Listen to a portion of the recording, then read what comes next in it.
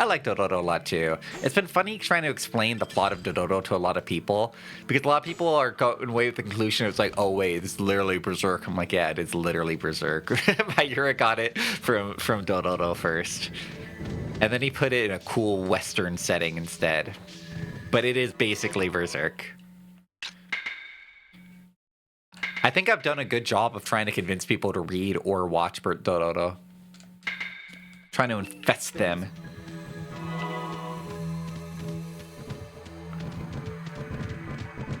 Are these just cooking rice? This guy has like a secret underground cave where he just comes to cook rice and eat it.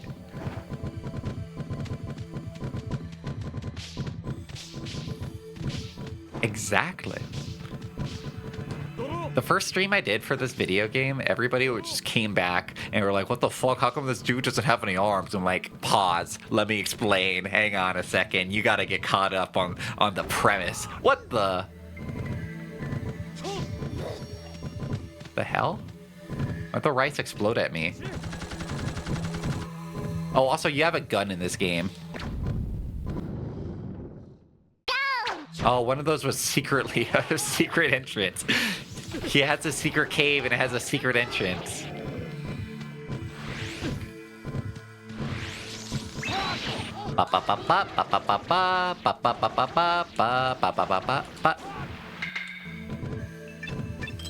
Yeah, it's funny because one of the people said that they played this game when it came out and they thought it was sick and not knowing it was based on a manga. They had no idea. You googled him as a baby after you scrapped him. It was like, whoa! Yeah, he was like a little lump of flesh. This little racer head baby. No eyes, no nose. Ain't even got legs. Ain't even got legs. How's it feel, Hyakimaru? To be a bitch. How about that demon's face when he saw like, yeah, where did I get poisoned by? What the hell? Oh my god, there's that dude up there. Man, poison is so debilitating. Holy moly.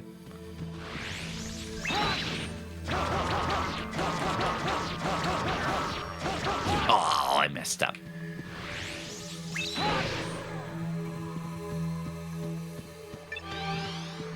Why does Hakimaru carry katana when he never uses it? So it can trick people. Honestly, I do always love the bit in the anime and the manga whenever Hyakimaru is fighting a human and then they're like, huh, I'm gonna cut his arm off. And then Hyakimaru just goes, psych. I love that bit. It gets him every time.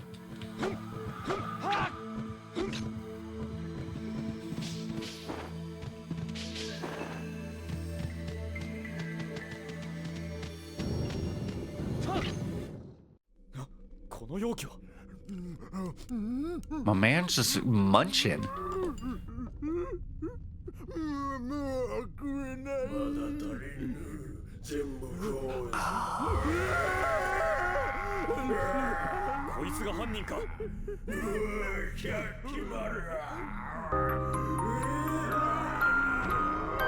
Angel Firewolf, thank you for following. You're such a doll face. Thank you, thank you.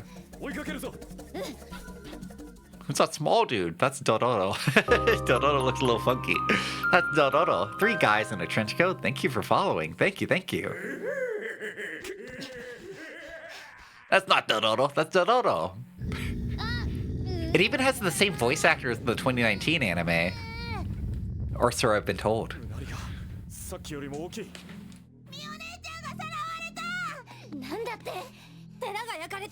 You should see Mio. Mio doesn't look very good in this. Mio's like a total babe in 2019 anime. She doesn't look very good in this. Also, there's Daigo. They kind of changed the plot a little bit.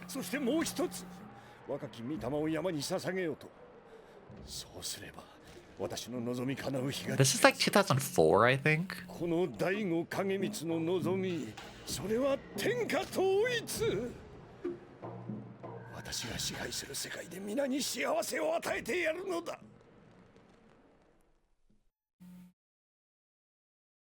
Mucinex commercial. Yeah. Yeah.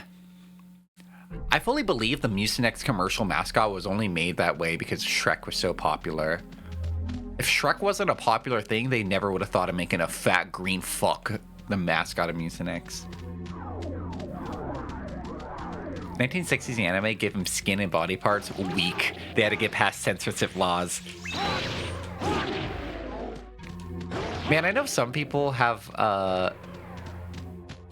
mixed feelings about how of the time the 2019 anime is, but I kind of love how of the time it is. I feel like the 2019 anime feels like something you'd watch on Adult Swim, like on Toonami in like 2005.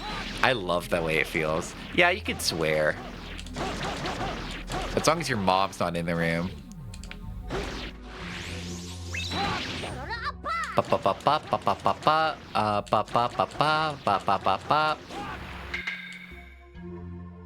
Made him to imitate Slimer from Ghostbusters? Oh, hell. I never even thought of that.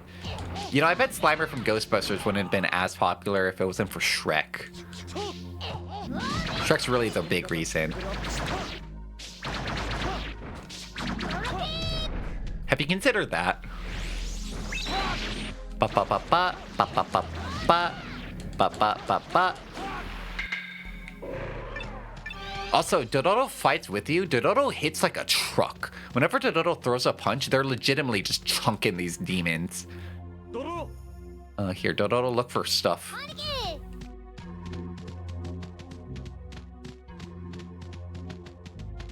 Like, genuinely, Dororo's like destroying the demons faster than I can. They should just be doing this for me. Oh, I keep forgetting we can dash. Oh, I always forget about that. It's like super quick too. How do I keep forgetting that? It's so useful. I don't think the Cyclops of the Odyssey wouldn't have caught on. Yeah, not for Shrek. Shrek's the only reason the Odyssey was popular in the first place.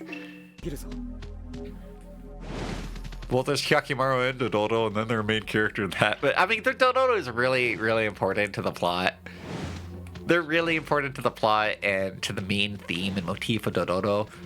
But yeah, they're not the main character. It's all about Hyakimaru. Hyakimaru's a less catchy name, though. Oh, there's my bro. But we don't know we were bros yet. Also, this character is just missing their eye. That's not explained in this game. They just kind of have that as a trait. Same thing with Daigo. Whoa. He wasn't satisfied with rice. Now he has a taste for blood. Oh, there goes my heroic brother. Yeah, my brother, you know, he has that scar on his eye. In the 2019 anime, he has a reason for that. In this, he doesn't. He just is kind of closing his eye for no reason. Same thing with Daigo. Daigo has his scar on his forehead. He doesn't get struck by lightning in this version of the story. Yeah, look at how much damage Dororo already did. Whoa! I like this guy. He looks like just a little freak. A little freak on a leash.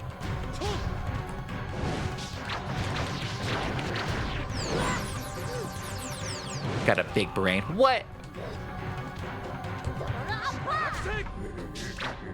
What? Dororo, you're kind of getting your ass kicked.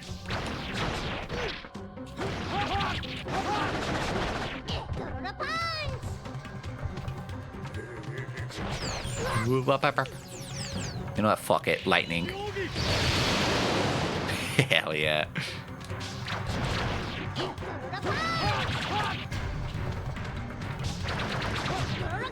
Yeah, this guy ain't shit. Bye, Dororo. I'm gonna get you. I'm gonna get you. I'm gonna get you. I'm gonna get you.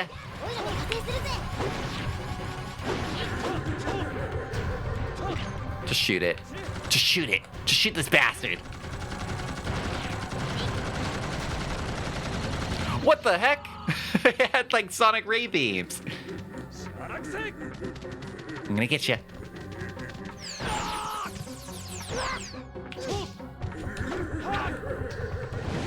I like how it's a little butt.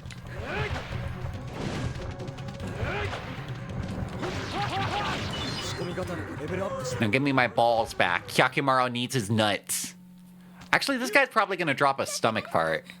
I already have a stomach, but he's probably gonna drop something like that. Oh yeah, he looks like the broccoli head from Powerpuff Girls, exactly! Why does Hyakimaru have a gun? He also has a cannon in his knee. He's got that too. 争いのない幸せな世界を見せてあげる。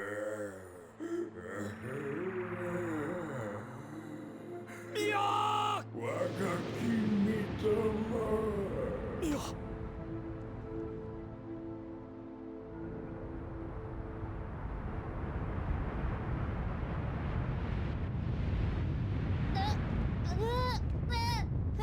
ドロロ気をつけろこの山にはとてつもない魔人が潜んでいるぞ勝てない。ミオたちの寺は山に潜む魔人を封じ込めるために No, we don't get Hyakimaru's rampage. The context around her death is very, very different in this. Very, very different, I guess. Also, Hyakimaru doesn't kill humans in this game. Because Jiukai told him not to kill humans when he was a kid. So whenever you fight a human character, Hyakimaru only uses the back of his blade because Hyakimaru doesn't kill humans, which is crazy because Hyakimaru kills humans all the time. But yeah.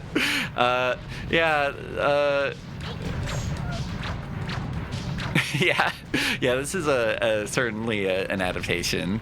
But Hyakimaru's a good guy. He doesn't kill humans. Humans for killing demons. He only kills fiends. It's like half of his development is killing humans. Hyakimaru loves cutting off samurais' heads. He loves doing it. Fuck the samurai. So if you guys have never read the anime or watched the manga, but in reverse, if you guys have never done that, the circumstances around Mio is very different. So that character Mio is has a critical point to Hyakimaru's development. First off, the game skips a very important part here. Mio is a prostitute. Mio sells her body, mostly to samurai. That way she can afford money so she can buy food for herself and for a bunch of orphans of war. So yeah, she's a prostitute, and that's a very important part for her character. She gets killed by samurai also, and Hyakimaru goes on a blood rampage where he kills like 30 samurai after he finds that out. And it's like one of the most important parts in the entire story. I think changing it to being a demon is kind of betraying one of the main motifs of Dororo, which is fuck the samurai. Fuck the samurai. All my homies hate the samurai.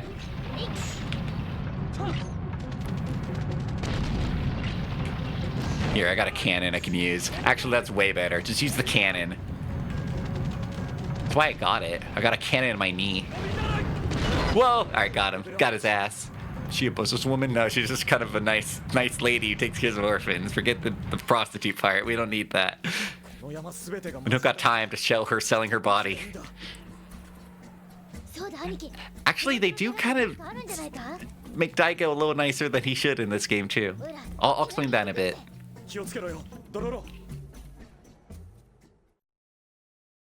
Yeah, they pussied out for a few plot points. They pussied out. No prostitution. Hyakimaru doesn't kill samurai. So with Daigo, when they're showing Dororo or the backstory to the game, Daigo, when he goes to the Palace of Demons, it says something along the lines of, like, yeah, the demons tricked Daigo. Daigo thought he was going to God's palace. It's like, what? What? You went to the palace of 48 demons thinking they were for the gods? And it's like, but then when Daigo realized that they were demons, he decided to go with it anyway. It's like, no, he wasn't tricked. He knew what he was doing. What? They do a few things adaptation-wise that are a little funky, a little bit goofy. I don't know if we're going to get Dororo's backstory in this either while we're at it. I don't know how that's going to come up. But that's why I bring up it's hilarious, like, somebody playing this game in 2004. Because in America, this game was just sold as Blood Will Tell. Like, that was the main title, Blood Will Tell. And then they would put Osamu Tezuka's Dororo as, like, a little subtitle. So a lot of people probably bought this game back in the day, being like, whoa, cool samurai game, not knowing it was based off of a manga. How do I jump that? Just jump good? Whoa. Okay, yeah, you can make that.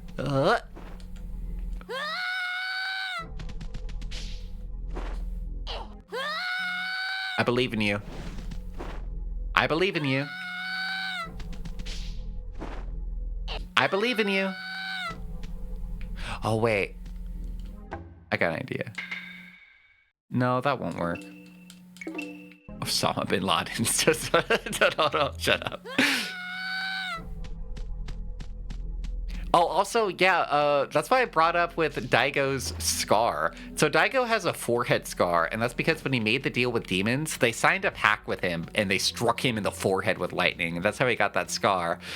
In this game, he didn't get struck with lightning, so he just kind of has a forehead scar for, like, no reason. Just kind of has it.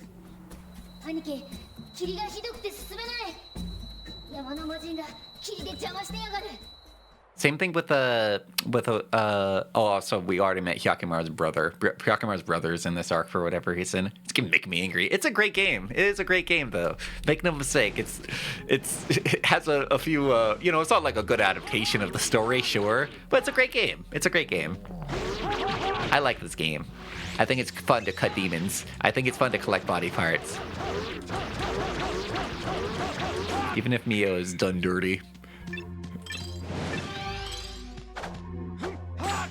And also, I think it's really cool how Dodoro has the same voice actor in the 2019 anime that she does in this game. I think that's cool. What was it released on? PlayStation 2 exclusively. This is also the same studio that made Gunblade? No, not Gunblade, what was it? Gunslinger? No. Gungrave. Same studio that made Gungrave and the same studio that made the Gact video game. If you're a big fan of the Gact video game like I am, as somebody who's never played the Gact video game, I'm a big fan of that Gact video game. So they make really good action games.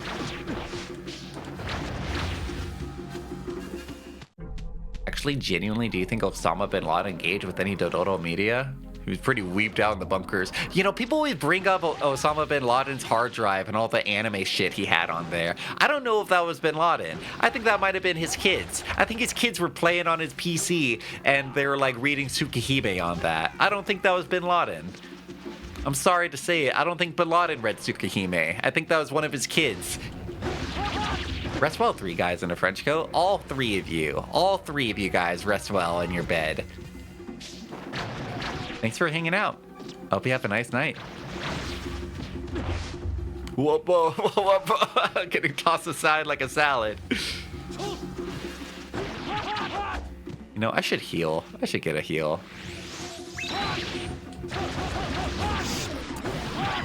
You have a Discord? Exclamation mark Discord if you want to join the Discord. Oh, that reminds me. I don't know what we want to watch for movie night this week. We do movie nights on Thursday. I don't know what I want to watch this week. I have not played the Gact video game. I haven't played it at all, but I do want to play it. I'm a fake fan. I'm a fake Gact fan. I'm sorry, Gact. I only like you for your music and for your appearance in Final Fantasy VII Crisis Core. Actually, I hate you in Final Fantasy VII Crisis Core, but I'm sorry, Gact. I only like you for your music, but I like you. I keep saying this, but Gact should show up in Final Fantasy VII Remake, and that is, he should show up in the, what is it? Not the Crystal Caverns. He should show up in the Golden Casino area, and there should be like a little arcade game that has Gact's character, and he's like putting his claws out and like jumping out at you, and it goes, ah! It's like a statue, goes, ah! And that should be the only appearance of Gact's character in the in the Final Fantasy VII Remake.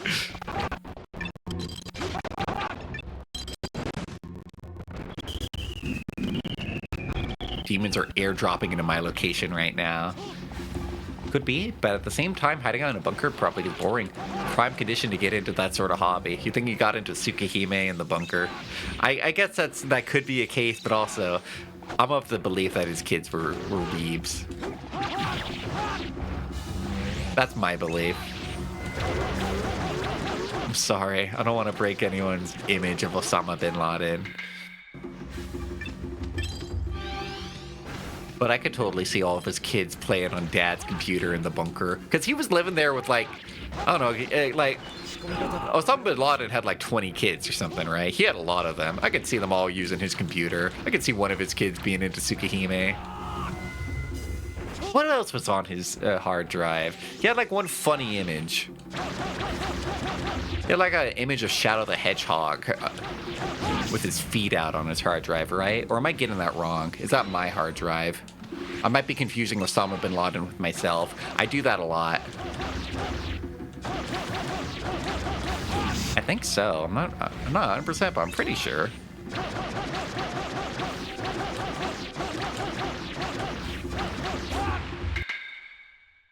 Yami e kaere. Yo. I wish that animation was cooler. But I guess it makes sense. You do it like 800 times a minute. So I guess it makes sense if it's not super duper fancy. I'm not exactly summoning Knights of the Round. Can you summon Knights of the Round in FF7 Remake? I always have to ask you guys about what you can do in FF7 Remake because I haven't played anything involved with it yet. So I don't know where they are in the story yet. Knights of the Round's not there yet, right? Whoa, let go of me. Let go. You know, fuck the grass. I'm sure a lot of people made up shit with the hard drive, became popular knowledge. I'll have to look it up.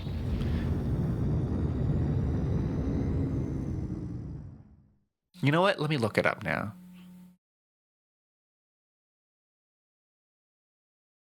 Okay, Google, show me Osama bin Laden's hard drive.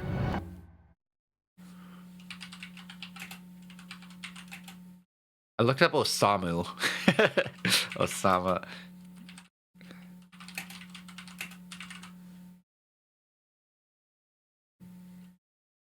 Osama bin Laden's hard drive, the National Geographic.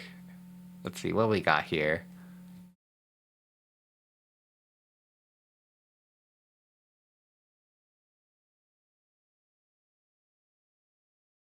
Osama bin Laden's hard drive. Watch now on Disney Plus. It's a 2020 TV special.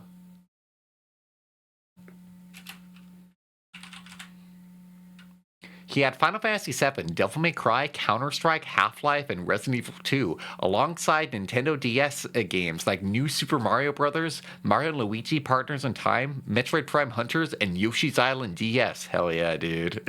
Hell yeah. Go off, King. Those are some base tastes he's got there.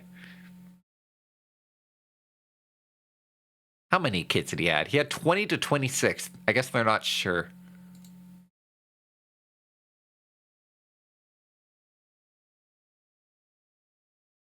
Insane things discovered on Osama bin Laden's hard drive. I like the way this video opens up. Osama bin Laden was a bad guy. He did bad things. Thanks. He had Prime Hunters? Yeah, he was playing Prime Hunters. Your make only covers the first third of the story. Well, they're in the open world now, right? Was an awful person who did terrible things. Therefore, it should come as no surprise when the CIA examined the hard drives recovered from his compound. They found awful things. When they dug deep, yeah, like Final Fantasy VII. The hard drives, some surprising files were discovered. We now know Osama bin Laden was watching anime, playing video games, and exploring some of the more unsavory aspects of the Look, he's playing Prime Hunters. Because what you're about to he's playing Prime Hunters. Yo. Maybe we're not so different after all. Why can't we just get along? Why can't we all just be friends? During this heroic mission, 5 terrorists, including bin Laden himself and one of his sons, were killed. Yeah, see, he was with his kids. Or at least a few of them. At least one of them. Even after they killed bin Laden, they extracted his body so it could be thrown into the ocean at a later date. This was done to keep fanatics from worshipping it. During this mission, the SEAL team secured several... Is that why, or did they just do it for fun? I always thought they just jumped his body as like a dunk on him. Released a large amount of the hard drives. I always got that impression. Public understanding about Al-Qaeda. However, what the average person wasn't expecting was the enormous number of meme videos, crocheting tutorials, and odd pornographic choices that were contained on Osama bin Laden's hard drives. That being said, not everything was released to the public, as there were files used to locate other terror leaders and videos too gruesome to circulate to the public. All in all, around 470,000 digital files amounting to 250 gigabytes of data were secured from Osama bin Damn, Laden's back hard in drive. 2010, that was some fucking, that was a lot of data. Obviously, You guys crocheting. You know, maybe we're all Osama bin Laden. We're all into crochet and Metroid Prime hunters. Most of the documentation relating to Al-Qaeda's plans and activities, they did release something pretty interesting. One of the documents on the hard drives was an Al-Qaeda recruitment form. This might seem odd. I want to know about the anime. I'm just into what anime did Osama bin Laden have? That's what I'm here for. Is Osama bin Laden, created by Morgan Spurlock, the man who made Super Size Me. Perhaps You watched that movie? documentary that Osama You watched that movie? hard drive was Loose Change, which theorized that the attack on the World Trade Center and the Pentagon was a false flag operation. The documentary has been debunked countless times and has no real evidence or validity to it. It's just odd that Osama bin Laden, the man who orchestrated the 9/11 attacks, would have a copy of this particular documentary on his hard drive. Maybe it was just a reminder of how gullible some people can be, or perhaps he kept it as a memento, just like all the other documentaries. He was probably watching Where in the World is Osama bin Laden, scratching his chin, going, "Damn, I hope they find this guy." The world's most powerful This guy's so military scary. constantly. However, a document on his hard drive showed just how nervous he was about being tracked down. In one folder, there were a set of messages from bin Laden to one of his wives. In it, he told the wife they'd put a tracking device in her filling when she went to a dentist in Iran. Osama described it as the size of the chip is about the length of a grain of wheat and the width of a fine piece of vermicelli.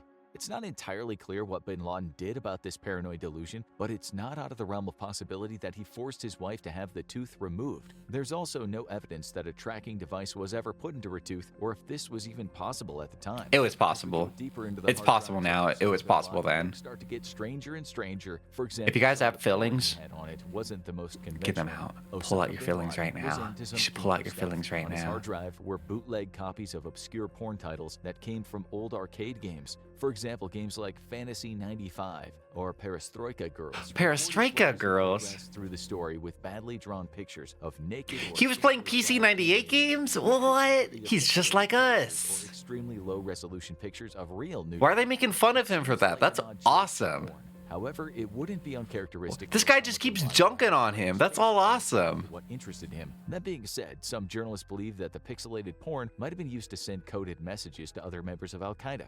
Bin Laden was afraid of relaying messages. Again, why can't we just know that this is like? How do we know this was not like one of his messages to his terrorist roommates? organization. Why do we not know this was all Bin Laden? You know, this could have been the family computer. Hidden secret orders or messages within the pornographic images or games that he had on his drive.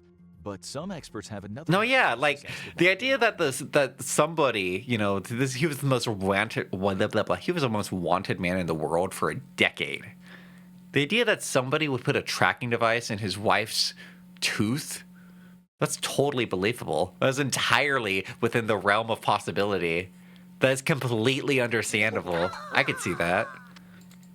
I want to know what anime he had.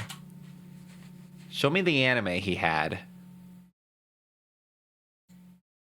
There's a YouTube video titled, "I rank every movie and show on Osama bin Laden's hard drive." Greetings, my good bitches. The name's Francis. I'm not a Kirk bitch. Francis. I'm an editor. What do we and got? Where are the I've games? discovered A number of other Nintendo games back from the good old days. Anyways, 7 Rebirth slapped, and I'm glad he missed out. We got- you got Ice Age? The third Devil May Cry anime. Oh, the 2007 one. That one's okay. That one's fine. A lot of people are nostalgic over it, but it was like fine. You always got Wallace and Gromit. I don't know, Wallace and Gromit and all of these other Base 10 out of 10. Osama bin Laden had great taste. Apparently, this show is also getting a revival in the near. A little on the nose, don't you think? This isn't the only. Yeah, let me just see the documentary tier about list at the on end. there. I mean, listen, have I sometimes looked myself up on Reddit to see? I want to see the tier list. They said this is a tier list. I don't see the tier list. I don't see any fucking. Well, here. I think I forgot thing to sneeze at. Would that be 6 sneezes? Where's the tier list? I think I forgot to take my Vyvanse when I wrote this script. Anyway, I'm giving this one a B. What we got here? Why did they give Devil May Cry an S? They gave Advent Children and Devil May Cry an S? Are you high? Are you deranged? What the fuck? Why is Advent Children an S? What the fuck? What we got? I think Mr. Bean and Wallace and Gromit are S. Those are both S. Those are the only real S's here. Advent Children is fucking B. That's a B right there. You forgot ants look like that? Oh yeah, ants is hideous. Yeah, I forgot it looked like that too. Ants is disgusting. Found an article that cited CIA Gulf, but it returned with a 404. No. Anyway, I'm going to take a little break. I'll be back in a bit. See you in a bit. Welcome back, everybody. Thank you for waiting. Thank you, thank you. So, allegedly, Osama bin Laden had this image on his hard drive. Do you think he was Team Nerd or Team Critic? I think he was on the critic side. I think he was like really rooting for the critic in this legendary battle.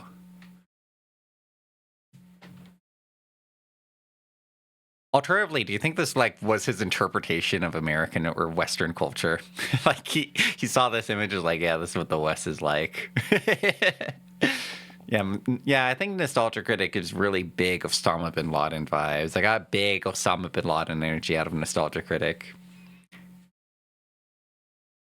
Maybe me and Osama bin Laden aren't so different after all. He's my brother from the other side of the planet. Oh yeah, we got a boss. I paused right before a boss, huh? That's right. Ah. You stay up there. No.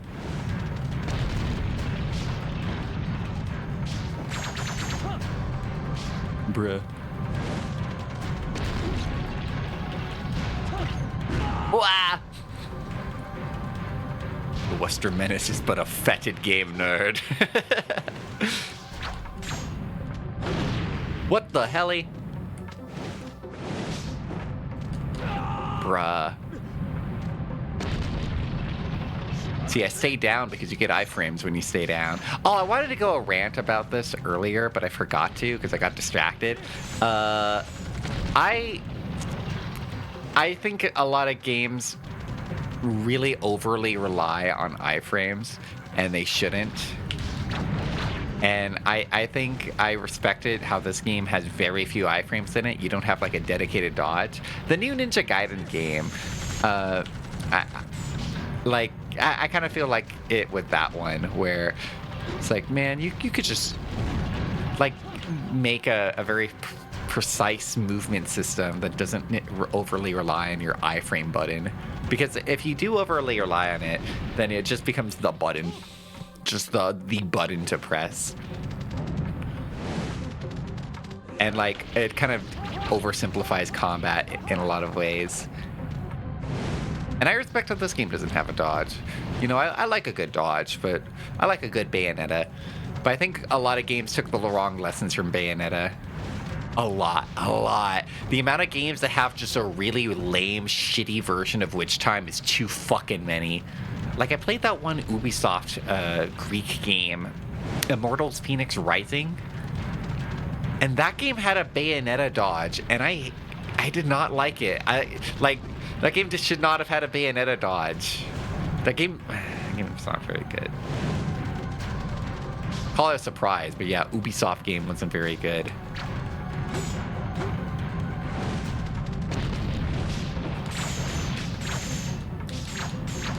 Break that rock. Break that rock. I like how early Dark Souls is reliable walking, so you don't have to rely on dodging. And dodging's really easy too. Dodging's super easy in Dark Souls. It's so easy. You get to keep like most of your stamina compared to blocking. Did I just die?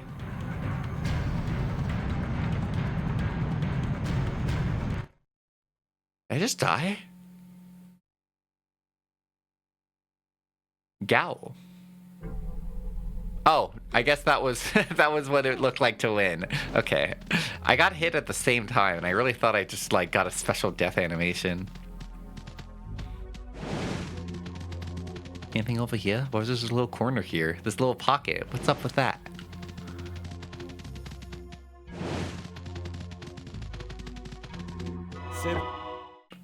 Yeah, that's my little dodge rant. Too many games over rely on having a really good dodge with a really good thing, and I think, you know, like kind of can screw a lot of people's enemy design, like attack design, up. But you know, we've talked about how sometimes a good game will be influential, but a lot of people will take the long lessons from it. Like a lot of things with Dark Souls related.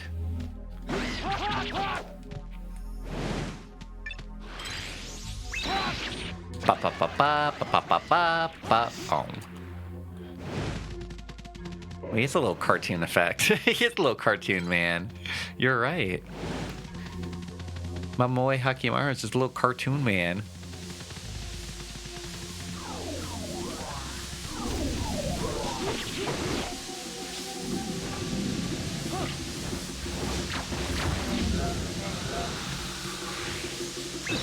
Bruh. I think it'd work if everything is designed around it. Yeah, but again, a lot of game designers might not have like the right vision of like what works with what game. You know, I'm not against iframes as a concept. I like games with iframes. I just think a lot of games use them wrong, right?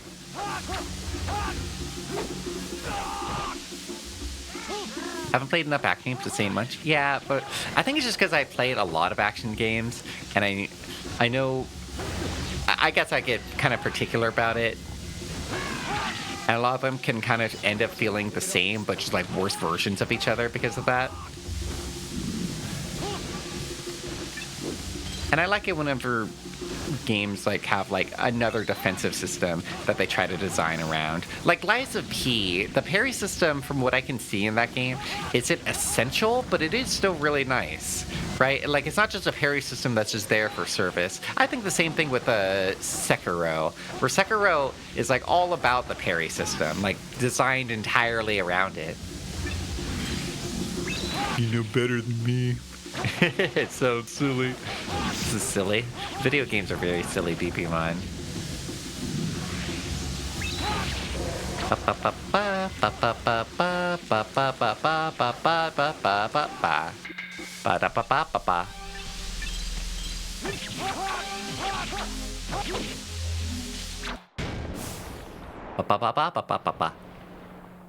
I kind of want to replay. Maybe I shouldn't. I kind of want to replay the spy action.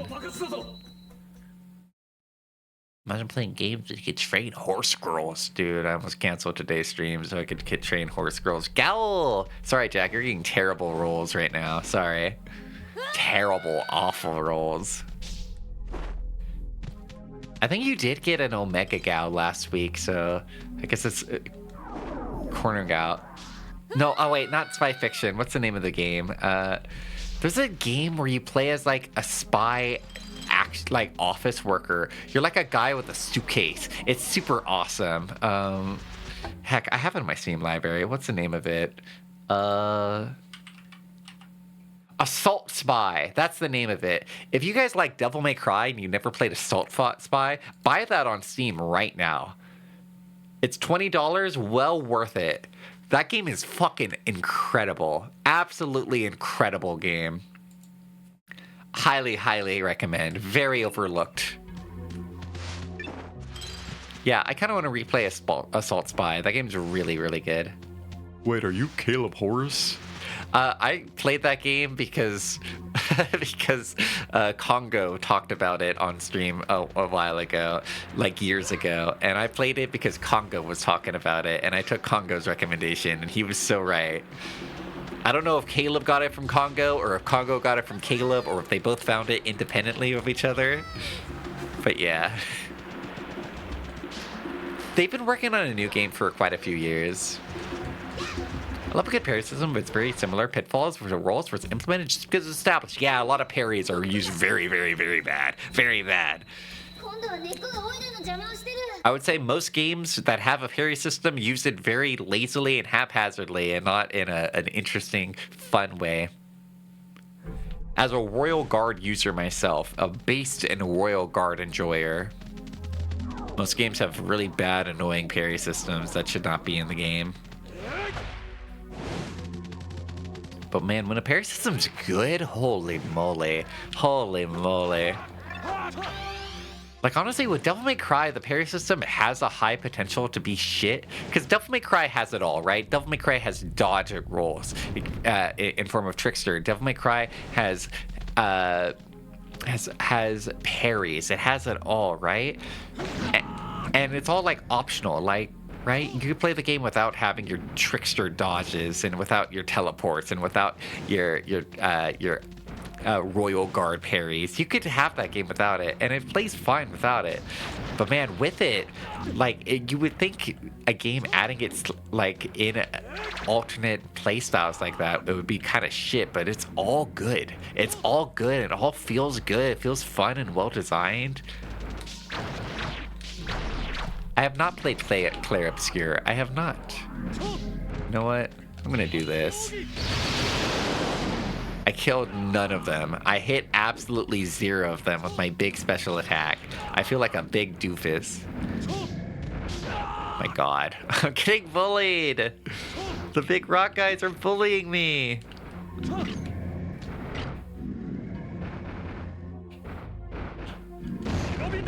How...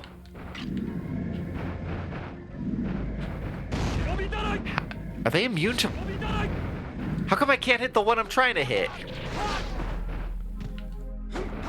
Turn-based RPG with real dodge and real parry? Wow, it's just like Mario. Wow, it's just like Undertale.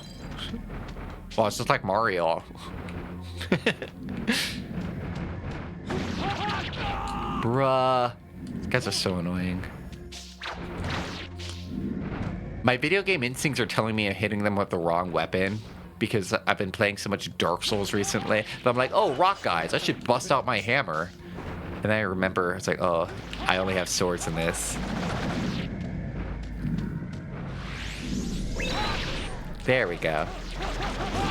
Ruh.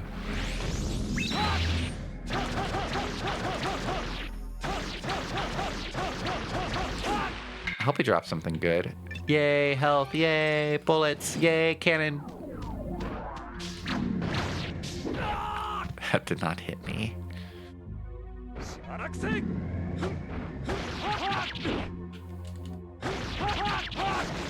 Yeah, we can talk about this with any mechanic, right? Like, a lot of people really like it. Like, especially indie games. Indie games will love taking inspiration from Mario RPG games, in which case you have the ability to dodge attacks in a turn-based RPG. But sometimes they don't come out too well, you know, like Yick. You know, like that. You know, just because you like that mechanic doesn't mean you're necessarily going to be good at that mechanic. Or maybe you're good at making that mechanic work and feel okay on its own. But maybe you're not so good at implementing it with the other things that you have going on in the game. That's really the more common problem, is making it fit in with everything else. But that's a rant. That's the rant for today. You guys see any good movies lately? I gotta figure out what movie I want to watch this week for movie night.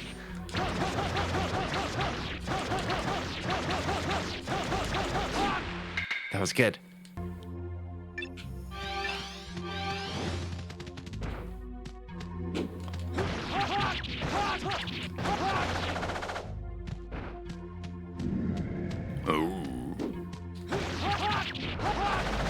Oh, to be a rock monster. No thoughts, just rock.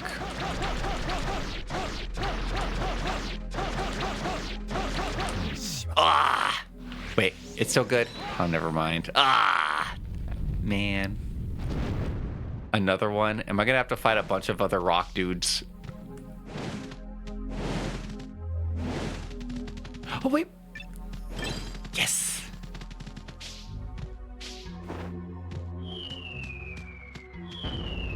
Oh, it is a bunch of rock dudes. Hell. Bruh. Alright, everyone group up. Man, that did no damage to them. What the helly? I mean, it did damage, but not as much as I wanted.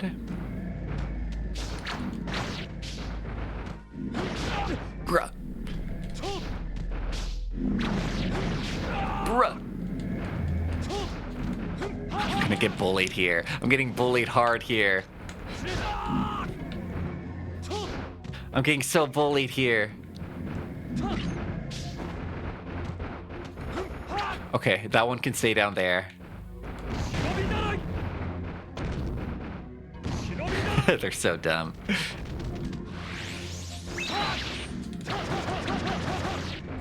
Ba ba ba ba ba ba. All right, that's okay. That ended up okay.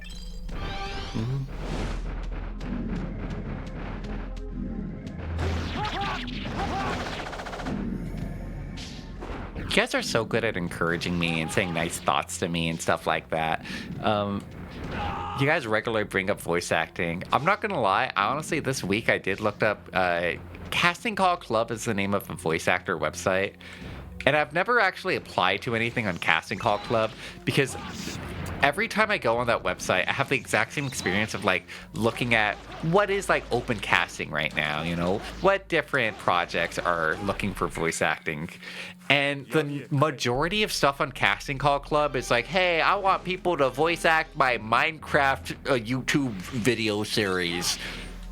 And that's like the overwhelming majority of the stuff you see on Casting Call Club. It's like, you know, projects run by like people running Minecraft channels and teenagers. Doesn't matter how old Minecraft gets, people are just want their fucking Minecraft voice actors.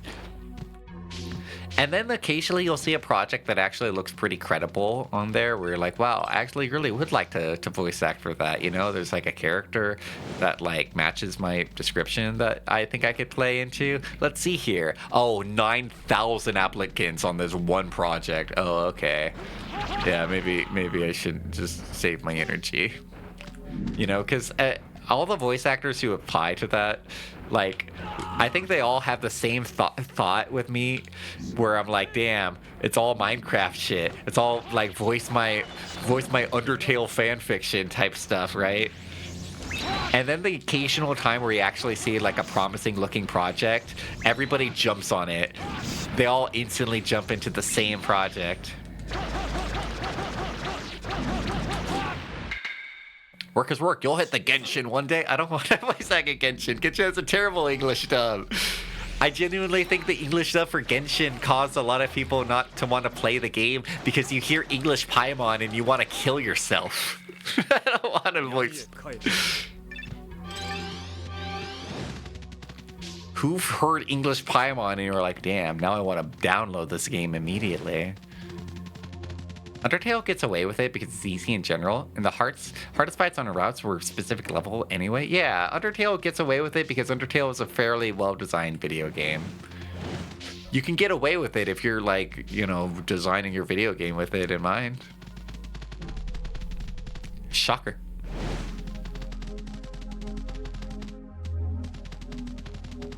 It is kind of scary, the things you see in Casting Call Club. Heard English Paimon and you felt talked down and insulted. It's kind of crazy how bad English Paimon is. I haven't heard much of the other Genshin actors. I heard actually I heard one of them. The character who's, what's her name? Is it Raiden? I heard that girl's voice, but that's because when that girl came out, I was getting so many YouTube ads for her, like so many, and she sounded okay. I kind of feel like the game might sell better if they were just advertising it with the Japanese cast, though. But maybe that's just me. Yeah, probably wrong about that. I think some people, there's definitely a large amount of people who like straight up won't play a game if they're like, look, no English sub, no play. But probably less than you think sometimes, because like I bring this up sometimes, right? Yakuza and Atelier. For those games, you know, they used to get released in the States, but they wouldn't really do well financially in the States. But then the moment those games stopped spending money on English subs and they just released with Japanese dialogue, they actually ended up getting better sales. Yakuza, especially Atelier. Atelier had terrible sales before it got rid of its English dubs. But Yakuza as well. And now the old Yakuza English dubs are memes. You know, Mark Hamill and that one guy yelling, 10 years in the joints made you a fucking pussy. And nowadays we're bringing back Yakuza English dub, and they're like, yeah, let's get a bunch of YouTubers to voice act for it. That's what we need. That's what Yakuza needs right now. Sometimes language is a part of that, yeah. But also, I think sometimes people overestimate how how dubs are. People overestimate their importance sometimes. Like, for me, honestly, I'm of the belief that unless you're, like, making something for, like, kids who can't read, like, you're making, like, Pokemon or something, it doesn't need an English dub. It doesn't need a dub. Just release it with its original dialogue. Original language. Unless you're trying really going for the lowest common denominator, like you're like, yeah, Squid Game English dub. That's people you watch Squid Game English dub are insane to me. My roommate watches that Squid Game English dub. That's insane to me.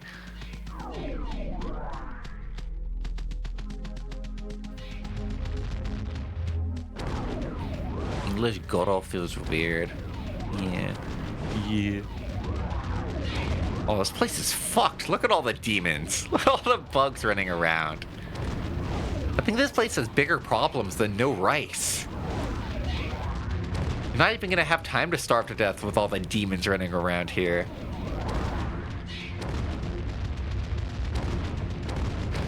I don't know. I mildly disagree with like just wanting it in the native setting. Because like Free-Ren, right? Free-Ren is like a classic medieval setting. I wouldn't want to watch Free-Ren in English. I would hate to watch Free-Ren in English. Berserk in English is like fine-ish, right? But like, mostly I'm just looking for the closest connection to the original vision as possible. Holy shit, there's so many things falling from the sky. Oh my god, what's going on here? Oh my god, I'm in the middle of a battle zone. But yeah, like, you know, voice actors, oh my god. Voice actors, if you're like in Japan, and the voice actors might even have connection with the director of the story, like the full director. You know, the creative teams are all connected there in like a closer group. Sometimes the voice actors will have connections with the animation team. I mean, same here with America. There's sometimes in which case, like, the animation for lips won't be done in, like, until the voice acting is done. Might even be more than lips, because they might want to have the voice actor read takes out, and then they'll animate so that they can animate the character in part with the actor. And then when you dub over that, a lot of that can get lost. Even if the dub actors are doing their best, they might not just have the, you know, they're not the people who are talking to the director. They're not talking with the director. They're talking to a voice director or sound director, but that's a director for a dub that's completely unconnected to the original creative team. Just, that's kind of the way I think about it. I've gone on rants about voice acting and dubs and stuff like that before, like a lot. It's something I have some pretty strong feelings about. I like to believe we're past the age of old Godzilla dubs, but we're really not. People watch the Squid Game dubs. People watch Squid Game dubbed. A lot of people watch Squid Game dubbed. Watch most MMO slop. Oh, MMO slop. Most slop in English. Hate Japanese flashback usage. Fair. Yeah, that's really rare. I do respect it when dub voice actors do also speak the original language. I think that's a thing that can help you understand the work you're working on a little bit better and can kind of impact somebody's performance. It's not necessary, but I think that's shows that somebody has like kind of takes the work seriously. How do I hit that thing? How do I even get up there?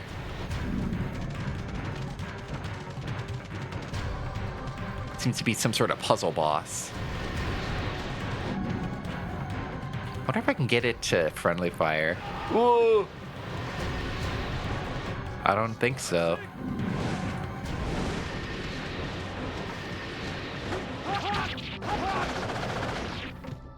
The hills have eyes. They meant it. Oh, okay, I see. I see. Yeah, this is pretty simple. I missed. No, I got him. These poor golems. You have one purpose here.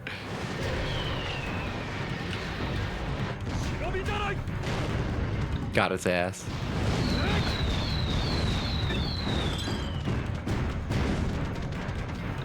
Oh! Oh!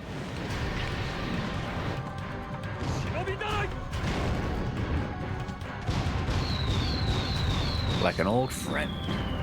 I only watched Squid Game dubbed and I felt deeply ashamed. Yeah. My roommate watched Squid Game dubbed. I haven't seen Squid Game at all, but the idea of watching a live action show dubbed repulses me. I brought up the story before, but I was gonna watch Parasite. I was showing Parasite to some my family, basically my sister, my brother, and my cousin, and they're like, yeah, this movie won Best Picture at the Oscars. It won a bunch of awards. I heard a lot of good things about it. Yeah, let's watch it together, because my sister really wanted to see it. And we put it on, and right away they're like, oh, it has subtitles? Oh, it's not in English? Oh. And I'm reminded that the original director, Park Chan-wook, no, not Park Chan-wook, Bong Joon-ho, he said something along the lines of, after it won a bunch of awards and had a big American audience, it's like, yeah, as long as you can get over the 2-inch little barrier, you can discover a whole world of things. Like, but some people, they think that watching a movie with subtitles is too much reading for them, and they refuse. And I think that's really sad. I think that's incredibly sad to me.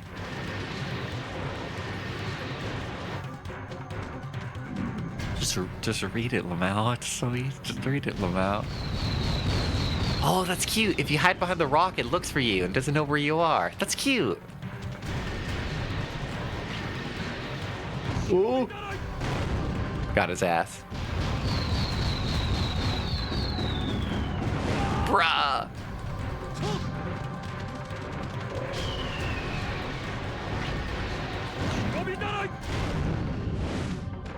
One more. Bro! The majority, 40% of American adults can't read past the 7th grade level. I don't know how much that means, but maybe.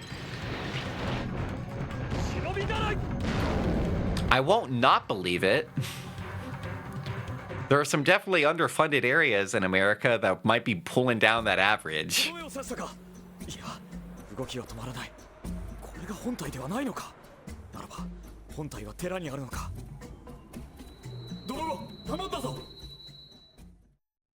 If you're asking if at any point within the Dororo manga or anime there was a giant mountain demon, no, this is pretty original to the game. A lot of this is very original to the game, in the game's interpretation of the story. You know, I gotta say, because I've been comparing this game to the Berserk PlayStation 2 game, Berserk PlayStation 2 game, I think, surprisingly really close to the manga. You know, it has, I mean, the Berserk PlayStation 2 game is an original story, but I feel like it also would fit really well within the manga. Berserk PlayStation 2 game, I think, had so much reverence for the original story. This game's really great. I love it. I love this game a lot. I like this game a lot. Not as well of an interpretation of the story as Berserk PlayStation 2. Amano Sagiri, looking motherfucker. Who? Literally who? Who? I don't know who that is, I'm sorry. Looks like it's up to Dororo to save the day. It's okay, Dororo knows how to punch demons' heads in. Dororo's been working hard. Look at that Naruto run. That's a real hero right here. Ugh.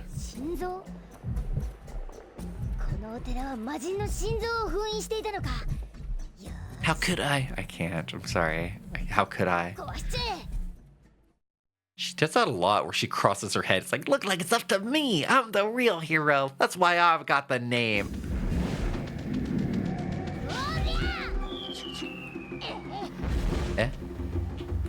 Doesn't have a life bar. Eh? Just throw a rock at it. Just throw a single rock at it. Oh, hey, a sword. The music calmed down. How do I destroy this?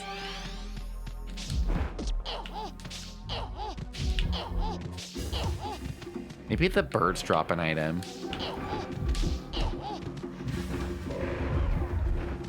Maybe the rock guys drop an item?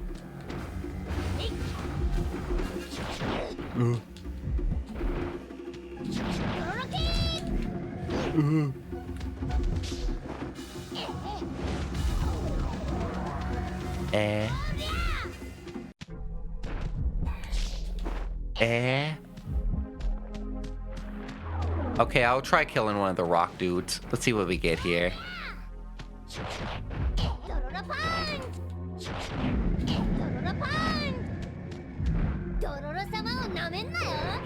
Get out of here. Okay, that guy didn't drop shit. Bruh. Just gave me the backhand.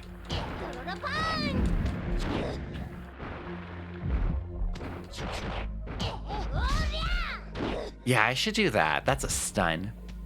What's our big flesh monster? It's a demon. It's the heart of a demon. It's like the whole mountain. Are you gonna try to hit me? Oh my god.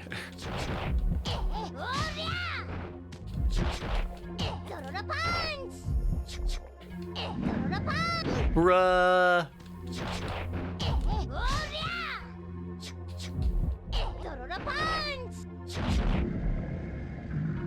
I don't know if that helps or not. Oh, well, he did drop a health upgrade. That's helpful. I'll take that.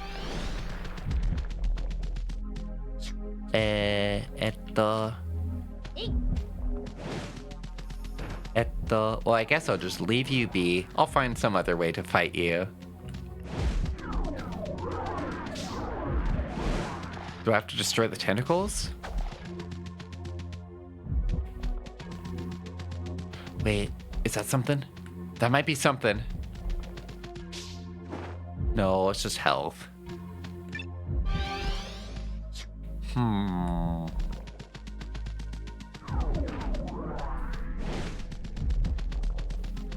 I don't know.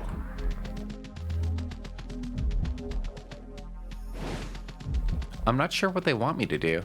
I'm not gonna give up. I gotta be stronger. I have to attack its heart. I tried.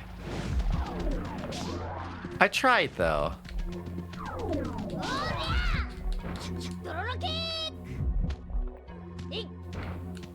I can't throw rocks at it.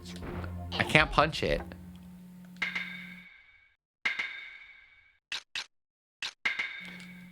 I could try throwing a knife at it. Does nothing. I wasted a knife for that.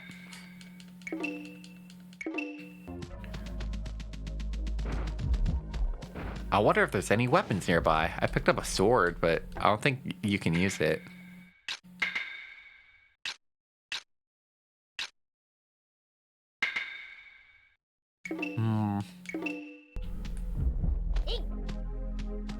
I wonder if there's any weapons nearby. Oh, that's a hint. Ladies and gentlemen, I believe that's a hint. Here, let's see if I can destroy these.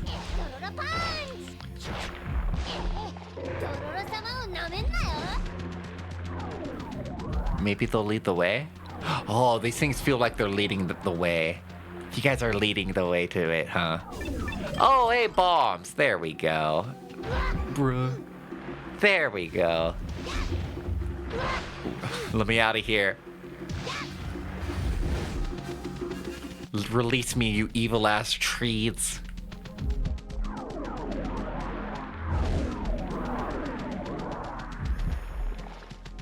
You know, Evil Dead always taught me that I'd be fighting more evil ass trees in my day-to-day life. Not once have I seen an evil ass tree. Do I just chuck it? I'm a chuckster. I'm a chuckster.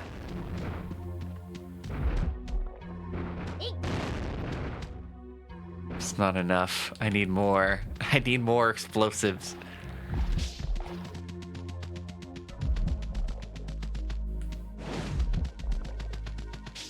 Okay. This is much like action heavy than I would have thought this boss would be, you know? If I just go back and forth right here, just picking up the same bombs. Alright, you know, that's fine with me. So Dororo can canonically beat demons to death? No, they cannot canonically beat. I mean, maybe if they tried hard enough, maybe. But no, not typically. Not under regular circumstances. Dororo needs Hyakimaru most of the time. Dororo's cool, but she ain't all that shit. I did it! So this is a video game. It's so video game. Nothing more video game than seeing a little bomb with a little fuse on it floating around for you to pick up.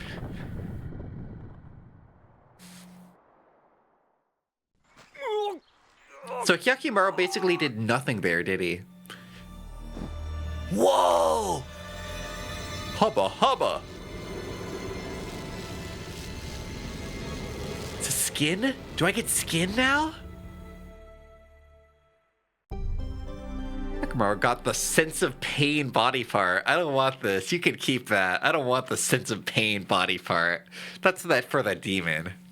New ability. Your controller now vibrates when you get hit. Wow. Amazing.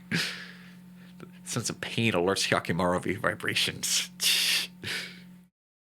So Hyakimaru's, whenever he gets hit, he's always going, bro. Has he been faking it this whole time? He's just been going, bro, because he's been thinking, oh, that's what you're supposed to say when you're in pain, huh? Grah. More HP, more regeneration, more attack power.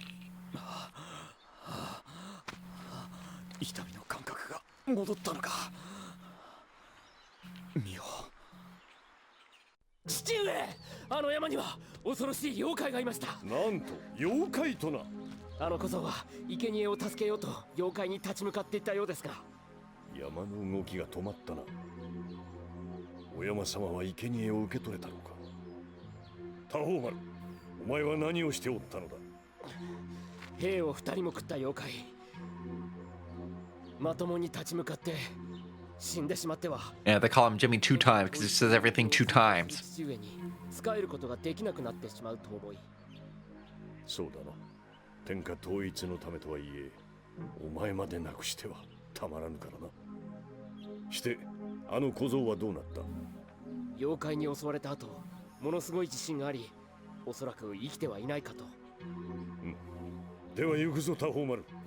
天下を統一し、皆に平和を与えてやろうぞ。はっ。お前までなくしてはったわ。R.I.P. 兄貴、ミオ姉ちゃんが言ってた争わないで得る幸せって本当にあるのかな。ある。今はなくても未来にはある。俺たちが作っていく未来にミオの思いを紡いでいけばいい。うん。You know, you seem like you're taking this very easy, Hyakimaru. I guess you didn't really know her that well, but you're taking this easy. 山に封印された魔人を復活させるためだったのか。一体奴は何者なんだ。ミオの最後の言葉に百鬼丸の What's he 心 saying? は揺れる。何がいいのか悪いのか。闇の中を百鬼丸は生きる。Yes, I understand entirely. Yes, I understand. Yes, I understand. 体の部位を取り戻す旅を。 So, again, in the manga and in the anime, Hyakumaru, well, first off, Mio doesn't get killed by demons. She gets killed by samurai.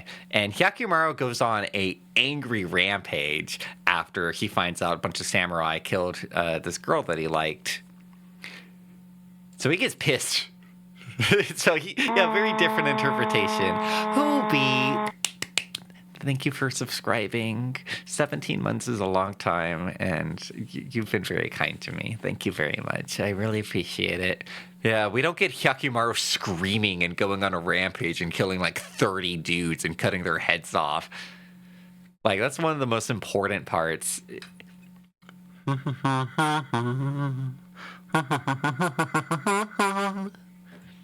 you for the kazoo. Thank you, Hoobie. You guys should watch Dododo. You guys should all watch Dododo.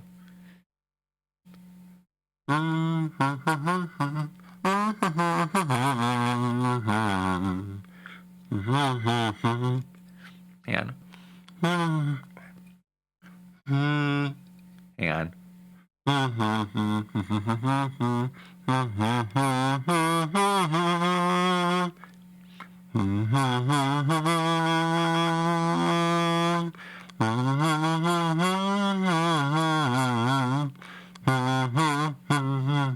That's all.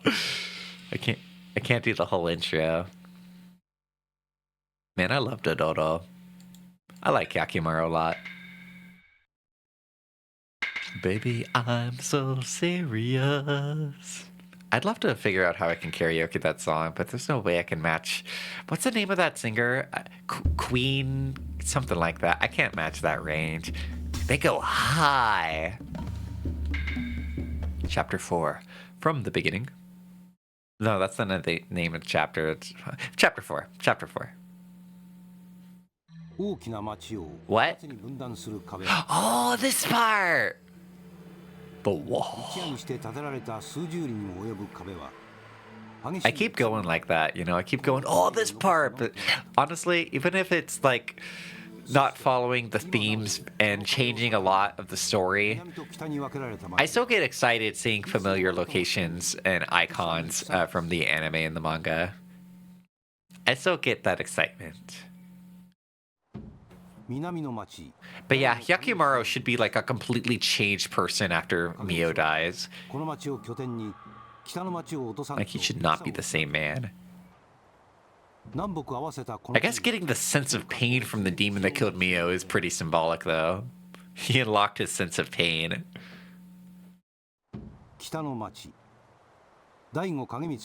Okay, so I'll summarize. So I think this person's probably setting up the episode here. Basically, there is a war between these two areas. And in between the war, they have this wall, like kind of as a Borderlands type situation. Anybody who goes there is very much killed. There's a lot of dead bodies by this wall, like tons and tons of dead bodies and corpses by this wall. Anybody goes there, pretty much instantly guaranteed to be either killed by a ghost or killed by one of the enemy factions with an arrow. その痛い辛さを乗り越えて生きていくものが人間ってものなんじゃないか。おいらには難しくてわかんねえや。Me too. My head hurts. おっと、先客がいたのか。Hello. 俺の名はサイノメのサブロー。They call me Snake Eyes. お前も士官の後を探しに来たのか。百鬼丸だ。士官とは。なんだ知らないのか。この先にある町でやっている戦を。Oh, this guy will summarize for us anyway. 軍が戦っているんだぜ。俺はどちらか優勢な軍に士官しようとやってきたんだ。第五軍。第五影光の軍か。一つの軍を倒すのに連合軍とはな。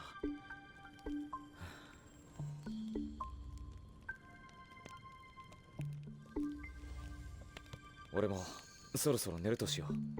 ああ。I don't remember this guy. I don't know if this guy is in the anime. Let me. I don't remember him. Snake Eyes. No, this guy's in an OC. 行くぞ、ドロロ。He has a cool design. 体は大丈夫なのかい？ああ。The wall.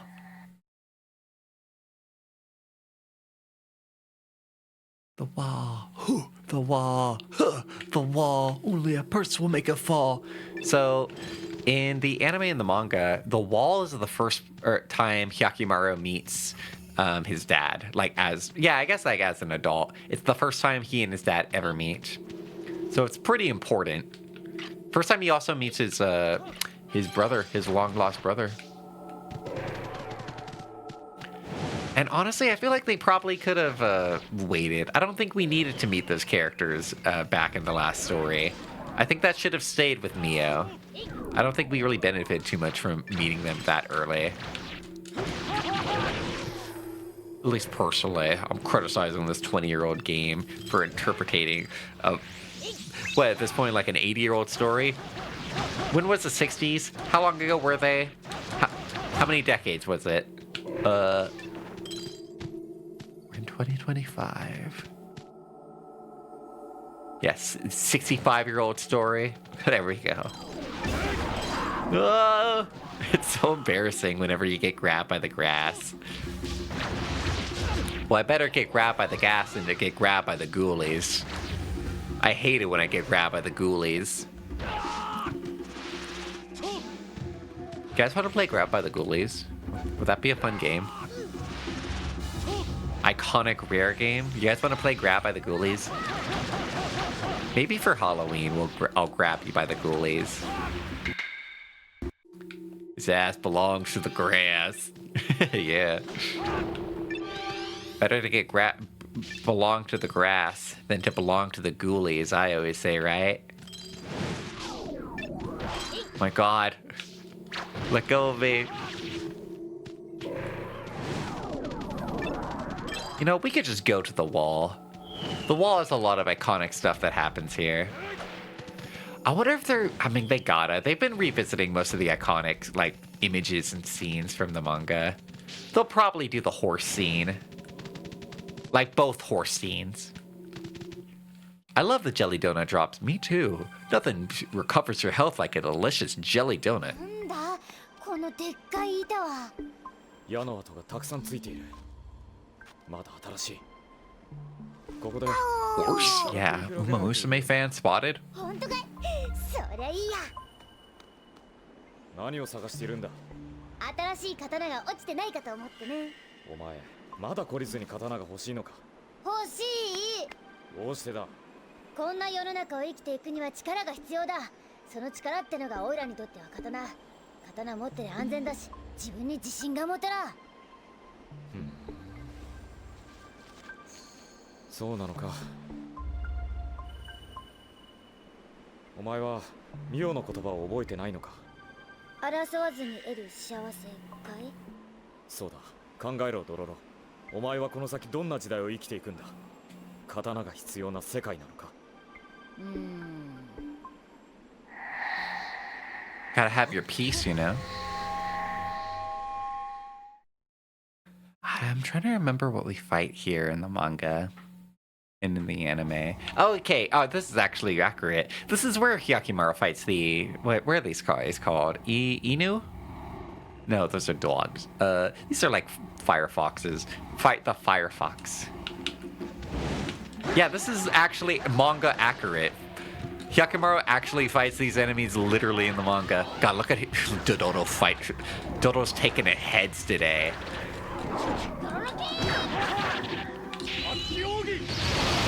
Bye.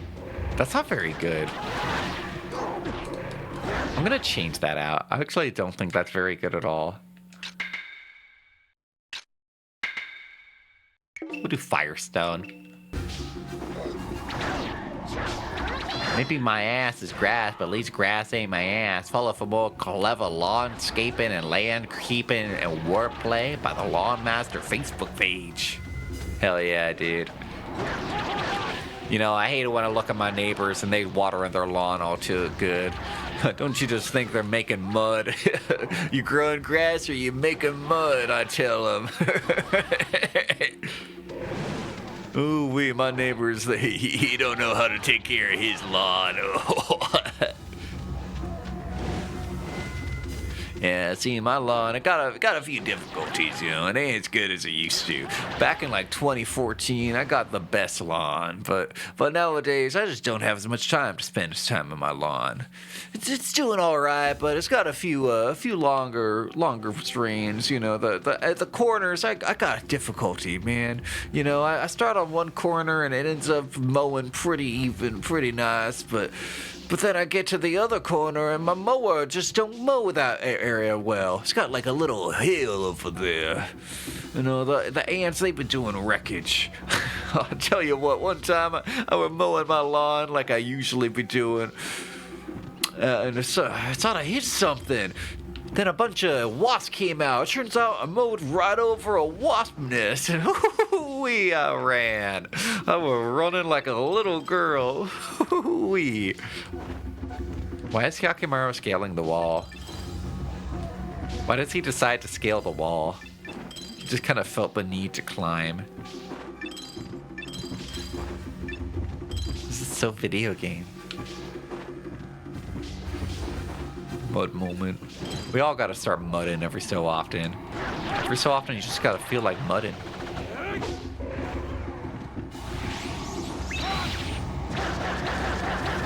Sorry, little fox.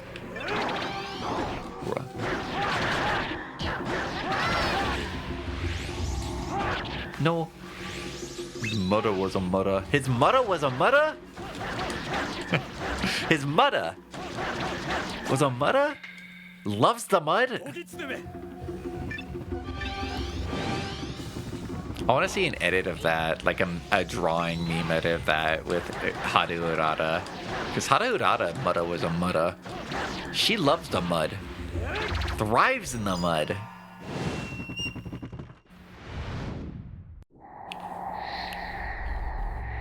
That might be one of my favorite Seinfeld episodes.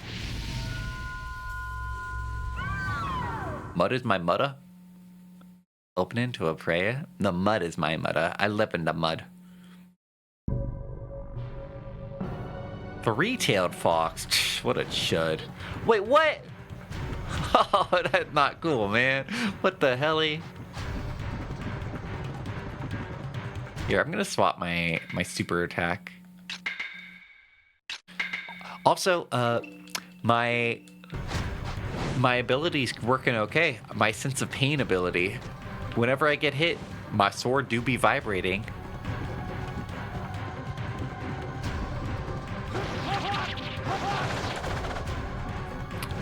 I like the episode where Kramer also buys a highway and he just makes the lanes twice as wide. I think that's one of my favorite ones.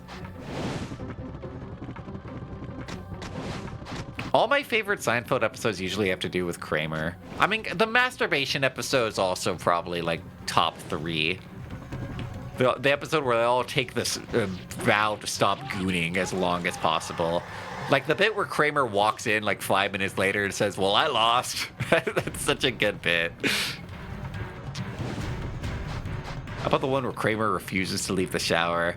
All of the best Seinfeld episodes are the ones where Kramer does something wacky. Like Kramer has a chicken sign outside, or... I mean, that's the birth of, oh, good Lord, what is happening in there? It's Chicken Jerry. Chicken sign's got my retinas all fucked up, Jerry. Hello, McDoomington. Welcome to the stream. I should rewatch Seinfeld. I should just like put in all of how many episodes of Seinfeld? It's 9 seasons, so it's probably like 200, right? I should just put a random number generator and decide which Seinfeld episode I want to watch. Chop chud alert inbound. What? 180? Okay, I'll put in a random number generator. Let that decide.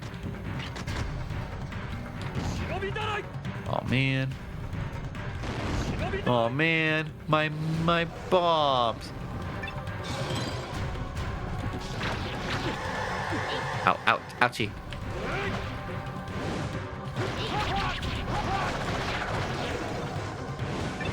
I can't wait till we fight the Ninetale variant. I'm streaking today. You streaking now, brother? So am I, brother. Honestly, my Sleepsy streak's going up very good. I haven't missed a single Sleepsy stream ever since he started. I've been to everyone. Can you say the same?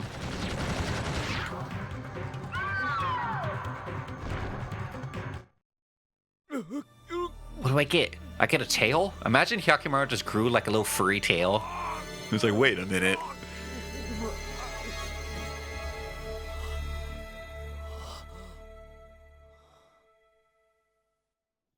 Would you guys still watch The Simpsons if Homer just had a fairy tale? Like, just out of nowhere, Homer just had a fairy tale and no character ever brought it up. Filters toxins with lymph. Works with the immune system. Organs with the pancreas. Wow, my lymph nodes. Amazing. I didn't get anything for that. No Stapos, no abilities, just lymph nodes.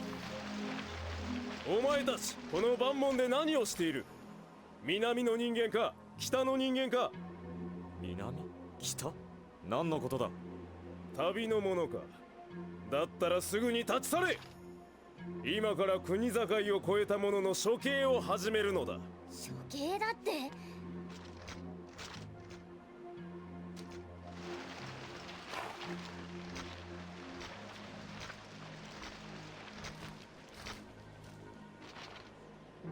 Oh yeah, this is rough.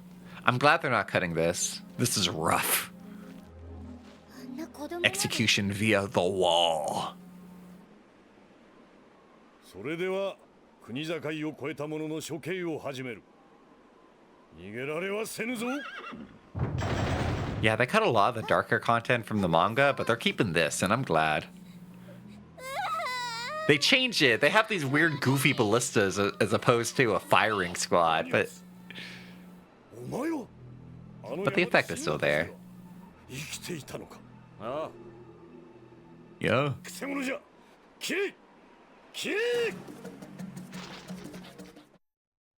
You watch Skinner's if Skinner's skinned Principal Chalmers in his kitchen. What a violent thing to say. Aw, non-lethal warfare. That's not true. Hyakimaru killed a lot of dudes in this scene. He killed so many of them. I like how Dododo never fights against humans either. Because if Dododo threw a single punch at them, these dudes' heads would explode. Dododo's too strong. Dododo doesn't know how to hold back.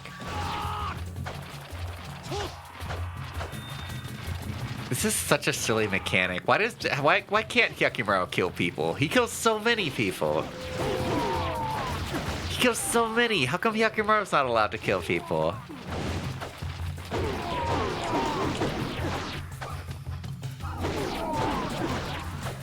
These guys are lurking summoned like demons.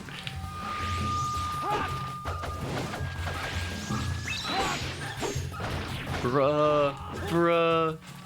Why can't Hyakimaru kill these people? He kills so many.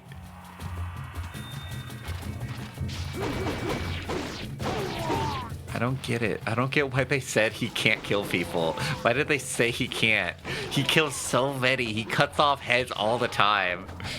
Slits throats and watches people as they bleed out to death. Like, Dododo is some violent Champara shit sometimes.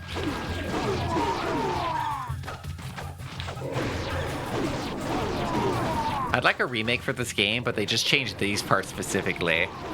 And let it so that Hyakimaru can use his full moveset. And add, like, limb disfigurement and beheadings. And just a shit ton of blood. Ouchie ouch. Ooh, that guy dropped an onigiri. A delicious jelly donut.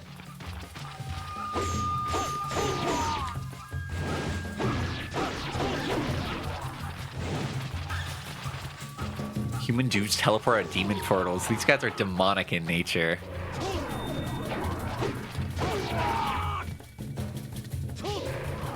And the idea that Hyakimaru is just beating these guys up until they're unconscious is more absurd than if Hyakimaru was just killing them. Because I feel like killing 40 dudes, you know, that's a hard thing to do, but I could believe it. I have a hard time believing that he's just knocking them unconscious. That's a harder time to believe. Like, Hyakimaru's hard, but he's not Batman.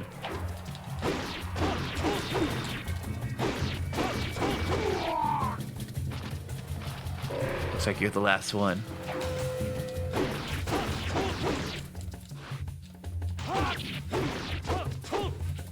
Get up, Bruh.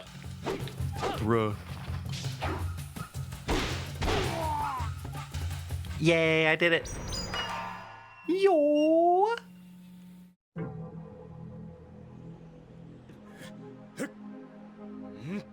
I hope we get to do the shark scene. I want to do the whole shark arc. なぜ罪もない人を苦しめる？驚いたかい。兄貴の体は48の魔人に持っていかれちまったんだ。 Don't tell them that! Hello, Linguini. Welcome to the stream. 頭の先から足の先まで。 Don't tell them that! 贈り物なんだぜ。生まれながらにか。生まれた時にはたらいの Just tell them my whole lore. Why don't you? たらいだと。お前は。 I like how up until that last detail, Daigo was like, huh, it might be a coincidence. Wait, he was in a barrel too? Oh. So embarrassing. Oh, this is so embarrassing. Where's your pride? Pride as a lord. This is the second time I just beat up a bunch of Daigo's guys and they all just limp away.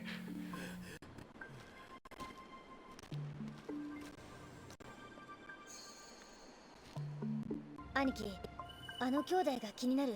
ちょいと行ってくるよ。俺は大悟景光がいる南の町へ行ってみる。Sorry, you can hear my aching bones.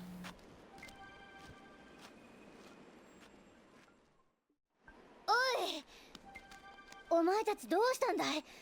南の町の人間が北へ行くと殺されるんじゃないのか？お父さんとお母さんのところへ帰るの。お前たちは南の町に住んでたんじゃないのか？僕たちの家は北の町にあるんだよ。ね。どういうことなんだ？北とか南とかって何なんだ？なるほど。あの板は万門で一つだった町が真っ二つに。 You guys didn't walk that far during that 戦 cutscene. が始まった時、私と弟は南の町にいたの。それで北の町にある家に帰れなくなったってわけか。よし、じゃあオイラが家まで送ってってやるよ。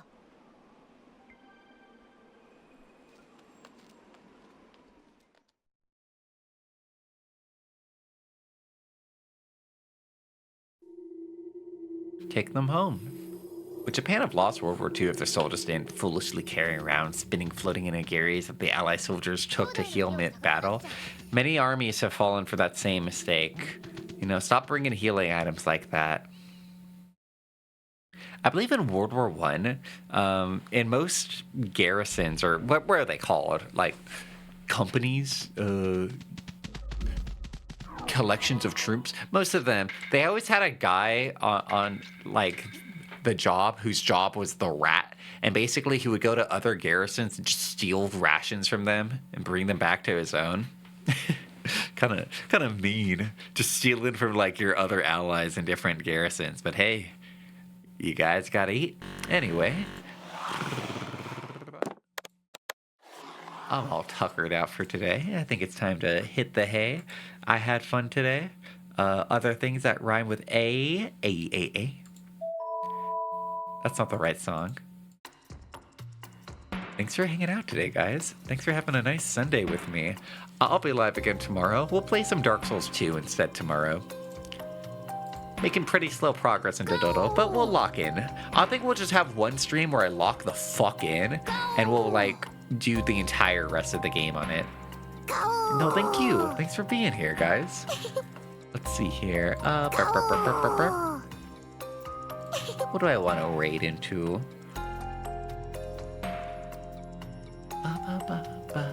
Did the blood tell? Yeah, I did. It's just getting it to shut up that was the problem.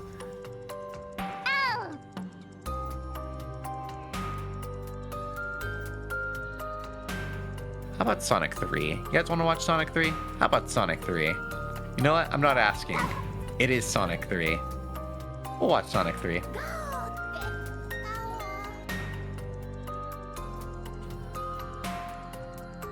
We'll raid into Doob. He's playing Sonic 3. And Knuckles. Knuckles is there too. Wow. Did you say that about the last Dark Souls 2 stream? No, I said that about the last Dododo streams. Dark Souls 2, we might beat this week.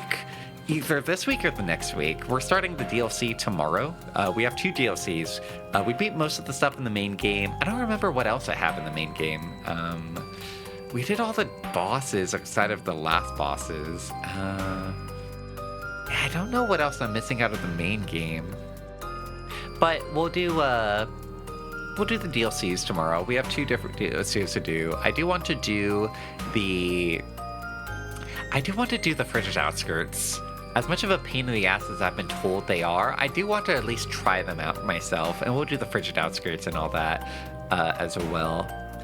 Quite a few things I want to do with Dark Souls 2 before we fully close it out and beat the game. But I'll see you guys tomorrow. Have a good morning. Have a good afternoon. Have a good evening. And if I don't see you again, have a good night. Thank you for being here.